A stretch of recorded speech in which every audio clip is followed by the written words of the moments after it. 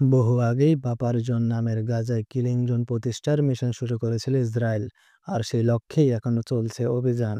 এর মধ্যে উপত্যকার 50% এলাকার নিয়ন্ত্রণ নিয়ে সেটিকে বসবাসের অযোগ্য এক মৃত্যুপুরীতে পরিণত করছে তেল আবিব।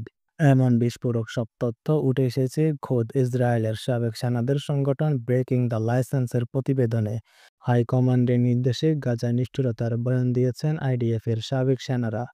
বাফার জোনে ইসরায়েলি ট্যাঙ্কের ৫০০ মিটারের মধ্যে কাউকে দেখা গেলেই করা হয় গুলি, তা সে নারী কিংবা শিশু যেই হোক।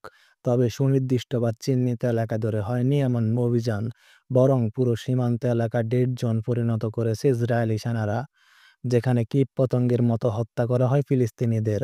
গাজার বাফার জোনে ইসরায়েলি সেনাদের আচরণ যেন বর্বরতার সব সীমা লঙ্ঘন করেছে। নাম প্রকাশে অনিচ্ছুক আইডিএফ সদস্যের বয়ানে লোমহর্ষক সব বর্ণনা উঠে এসেছে খোদ ইসরায়েলের সাবেক সেনাদের সংগঠন ব্রেকিং দ্য লাইসেন্সের প্রতিবেদনে। ব্রেকিং দ্য লাইসেন্সের উপদেষ্টা পরিচালক জোয়েল কারমেল জানান, বাফার জোন তৈরির উদ্দেশ্যই ছিল সেখানে থাকা সবকিছু ধ্বংস করা।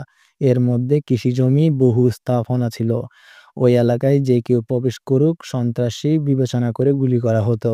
সেনারা জানিয়েছে, ৭ অক্টোবর ইসরায়েলের হামাসের নজিরবিহীন অভিযানের অনেক আগেই হয় এই পরিকল্পনা। গাজায় চলমান যুদ্ধের শুরু থেকে বাফার জোনের পরিধি বেড়েছে কয়েক গুণ। আগ্রাসনের শুরু থেকেই কয়েক কিলোমিটার এলাকা থেকে সরিয়ে দেওয়া হয় ফিলিস্তিনিদের। ধ্বংস করা হয় সব আবাসিক স্থাপনা, শিল্প, এমনকি অন্তত ৩৫% কৃষিজমি। জোয়েল কারমেল আরও বলেন, ৭ অক্টোবরের আগেই কয়েক কিলোমিটার এলাকা জুড়ে বাফার জোন ছিল। কয়েক সপ্তাহ আগে যুদ্ধবিরতি চুক্তি ভেঙে আবার হামলা শুরুর পর পরিধি আরও বেড়েছে, আর সেজন্য অনেক ধ্বংসযজ্ঞ চালাতে হয়েছে। প্রত্যক্ষদর্শী সেনারা জানিয়েছে, সেখানে হিরোশিমার মতো ধ্বংসযজ্ঞ হয়েছে। গাজার মানুষ যাতে কখনো স্বনির্ভর হতে না পারে তা নিশ্চিত করা হয়েছে।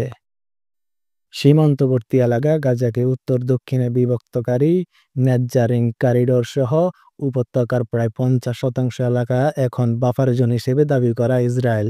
এরই মধ্যে আবার রাফা সীমান্তে মোরাক করিডোর তৈরির পরিকল্পনা করছে ইসরায়েল।